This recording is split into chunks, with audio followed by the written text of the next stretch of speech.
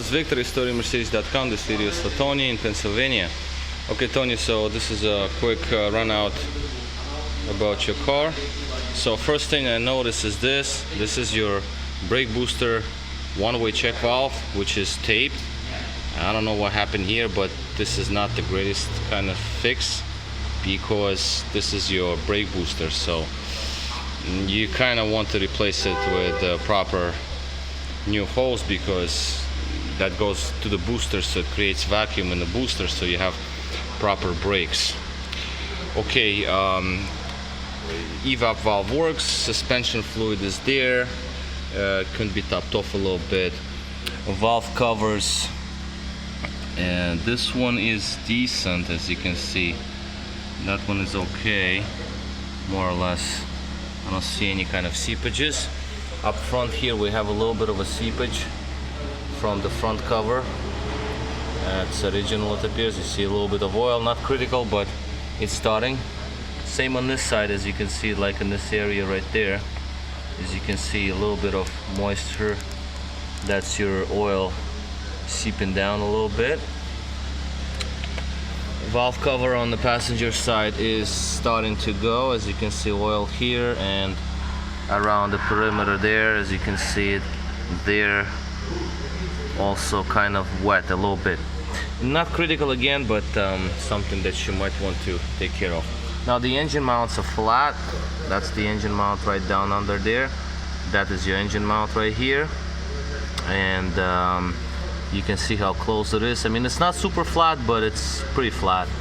Once I raise the car up on the lift, I'll show you the underneath, how it looks.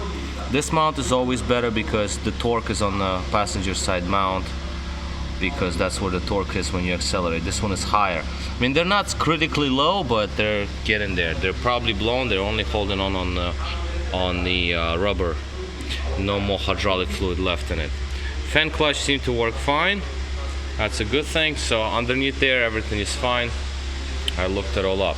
So we have brake booster line that definitely needs to be replaced. Oil leaks, you can live with them for now until they start gushing out. So I'll pause this video, I'll raise the car up on the lift, and then we'll see what's happening underneath. Okay, so here we are underneath the car. So the first thing that we see is the front cover here is missing. There's supposed to be cover over here. And what is this, V8? No, there is no cover over here on this one. I don't know, but usually the cover is up front for sure. Wait a minute, there's supposed to be a cover over here, but I don't see no clips on it. I don't know, maybe there wasn't a cover here. Well, anyway, there's supposed to be cover up front here. Now what do we see? The radiator. Radiator looks good, nice and dry. No issues here, no leakages. I don't see no leakage from the tanks. They all look good. The brakes look okay. I don't see a problem with brakes, so that's okay. The ball joints, I'm gonna check with them. Check the ball joints with the breaker bar. So let me see if I can rock this up with my hands. That seems to be all right. And this one seems to be okay. The links.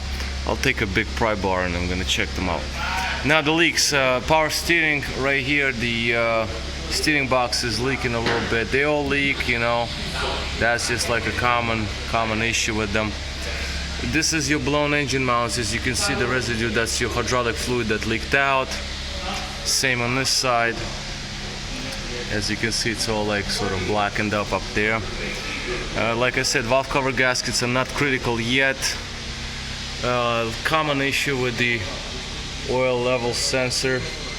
As you can see, it's leaking a little bit. Now the wiring harness on the bottom, let's see what the sticker says. This one is 2009, it appears. So somebody replaced the lower harness. That's good news. So that's done. Let me see this sensor. Yes, this is a replacement harness. As you see how bright the cables are. That's nice. So this oil residue over here and all around this gasket and cover here is from that oil level sensor, and that one is always leak. So that's that. Let's see the idler arm. This thing is gone. Let me see if I can show you camera. That's just moving it with my hand, so that's not even with pry bar. This is just not good, not critical, but obviously needed to be done. Under the car here, the transmission, a little moisture around the most likely the sensor here or the gasket. Not too horrible, but something that you might want to take care of. Because this is, you know, if transmission fluid gets too low, then you burn the transmission. The flex disc, it shows some cracking. Right here, you got the crack there. So that's to be replaced soon. Transmission linkage bushings are nice. Actually, they had been replaced at some point. This appears to be a replacement sensor because the wire is way too long. Should be shorter. So that's a good news. I don't know what happened here. Somebody caught something under the car. You see there was the impact. The exhaust shield. The exhaust pipe is fine. It's just that the shield is deformed a little bit. Not too critical, but they definitely is a sign of impact. Catalytics seem to be good. A little bit of seepage over here, the moisture from in the catalytics. Not too critical again, these all look good. A little rust here, but that's common kind of thing. Exhaust hangers, these two are okay. Rear differential, a little moist, but they all a little moist. Nothing too bad. Suspension accumulators I know are good because the car drove just fine. There's a little bit of damage over here. Somebody caught something on the road, I'm sure. There's some zip ties over here holding it, as you can see it. Hangers over here.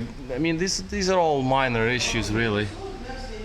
So next thing I'm gonna do is I'm gonna get the pry bar and we're gonna move around suspension parts and see what we find with suspension parts. Oil pump area is dry, as you can see. I mean, not the oil pump, I'm sorry, fuel pump. All dry, so no leaks there. Fuel pump lines seem to be okay. There I don't see no cracks in them. Really look pretty nice. And that's okay. All right, so let me go get the pry bar and we're gonna check out some other suspension parts. Okay, so we have the pry bar here. Let me see if I can get, you know, it's one arm video, so it's like difficult, but try to get the ball joints to show. Can't really do it.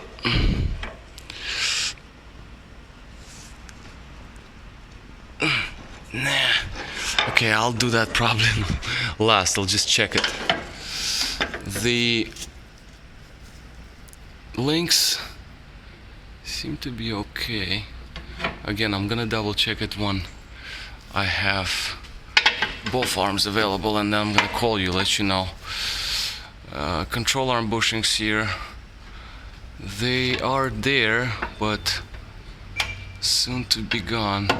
They're moving, so you know the rubber is still kind of there. It's not touching, so that's okay for now. This one is ripped. You can see clearly how ripped it is, and it's pretty much touching the frame.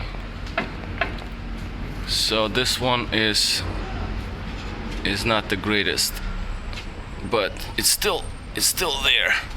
Front ones never fail, really, so these are okay. You know, these ones.